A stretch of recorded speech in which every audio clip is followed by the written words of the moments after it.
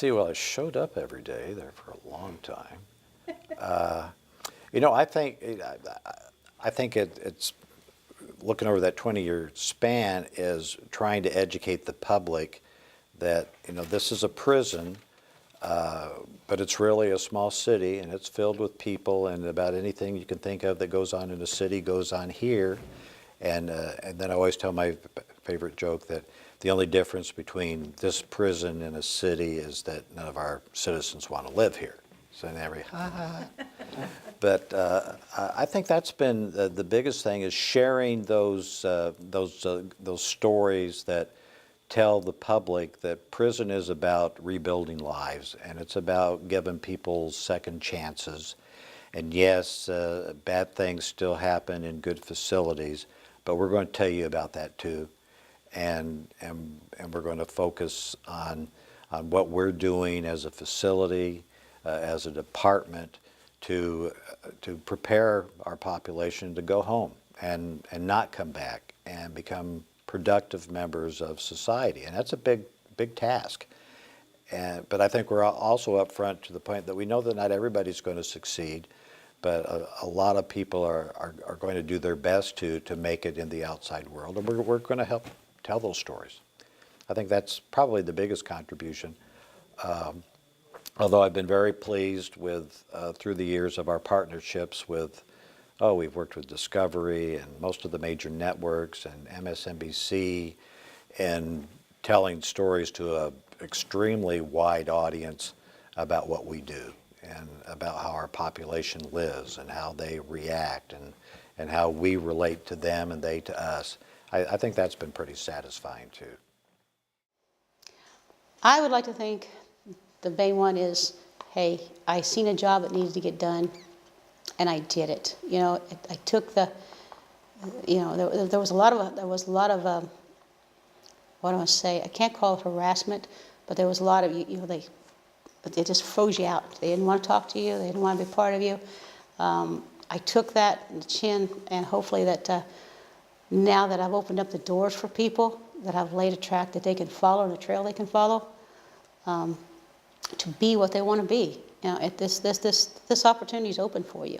There's a lot of opportunities. If you want to stay with custody, you can accomplish what you want to accomplish.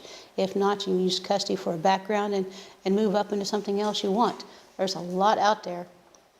And you know, before, I know I've had counselors say, well, what you did didn't matter to me, but you're wrong, because when it was male only, they selected your counselors and everything from your custody. So that made all your counselors and everything male too. If you can't get your foot in the front door, you're not going to have the opportunities to go ahead and advance in so many other places. And when that's explained and looked at, they go, wow, I never thought about that. Yeah, it is. It's true. So I'd like to think I left that trail. I left it and I hope I left a nice one that they could feel comfortable with following.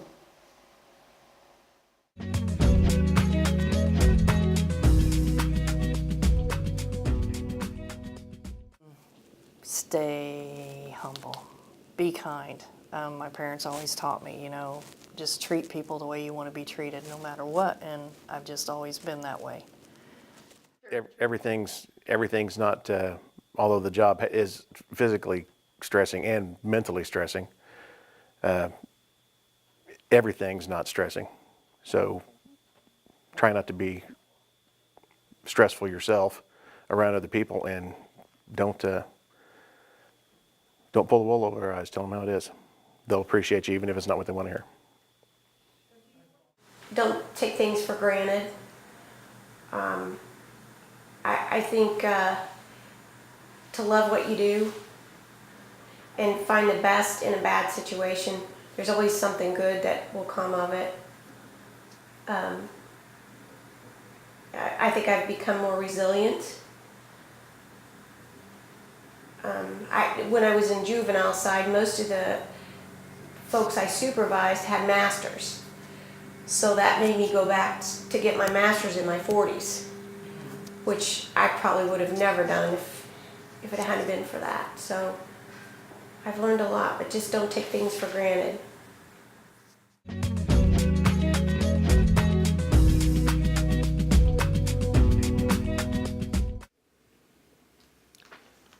The most significant change I've observed is in programs. Again, in 2005, when I returned to Westville, actually at that time, my position was Assistant Superintendent of Programs. In 2005, they officially changed that to Assistant Superintendent of Reentry, which is now Warden, Deputy Warden of Reentry.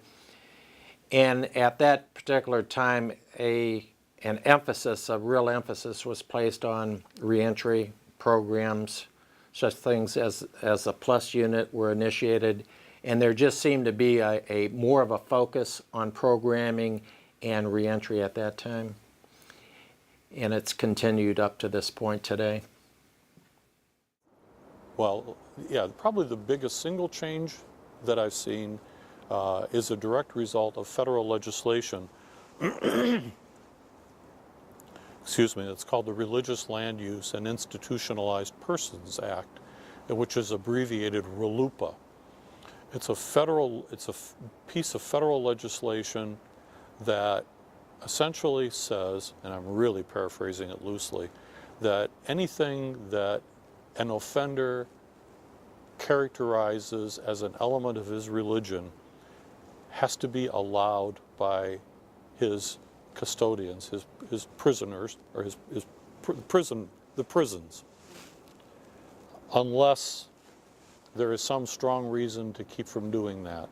And even then, you have to allow him, if you have a rule, it has to be the least restrictive means of furthering what they call a compelling governmental interest. And so we litigate about what's a compelling governmental interest and what's a least restrictive means and what does a person really believe in his religion. The result of that is the courts have said that what a person believes his religion requires is what the person says his religion requires. And that is true regardless of whether the authorities of the quote-unquote authorities of that religion believe that to be the case or not. So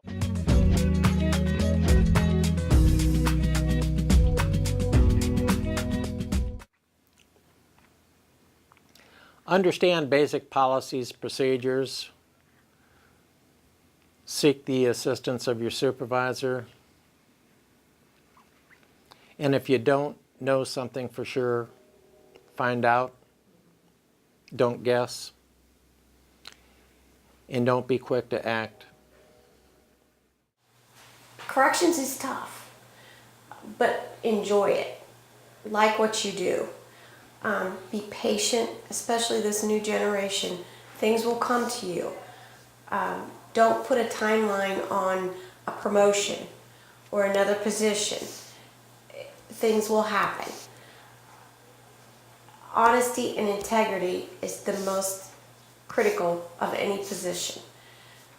Their supervisor needs to be able to trust and because they have honesty and integrity. Stay true to the mission. Never stray away from your professionalism. Always prove your commitment to the department. Work as hard as you can be to be the very best. Don't settle for second best. Yeah. Be the best. Respect one another, communicate very well with each other. Don't get caught up in the drama of the offenders. Don't take things personal and don't take work home with you. Makes it better for a better life when you're away from home. Mm-hmm. To where if you don't take the stuff home with you. So. Probably the first advice I'd give them, and this goes back to my own experience as a new employee, I thought after about 90 days I had this all figured out. And I discovered that probably I didn't even come close to having anything figured out until I had a couple of years under my belt. And so one of the things I tell new employees is, back to that, hey, listen more than you talk.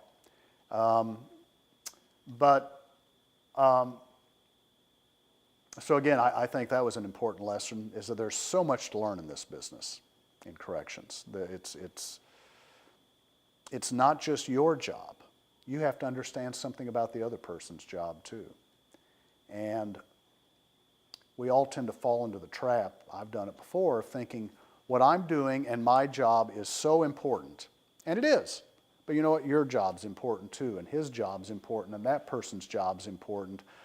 So we have to appreciate that everyone's job is important.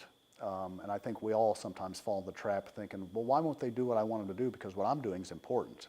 So that's, something else I try to make sure the NEOs understand is that, we've got 20 or 25 different departments at this facility. Every department's important, not just yours. So keep that in mind when people don't call you back right away or don't get you that item or that document you need right away. Chances are they're doing important stuff just as you are. So that's, that's a lot of it is. And then finally, take your time. You need to take your time, especially when you're working around offenders. They're not going anywhere. They want you to rush around. Now, maybe because they're impatient or maybe because they're trying to get you distracted.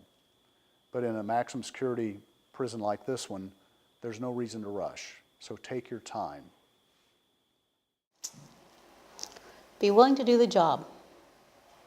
Don't come in here and limit yourself.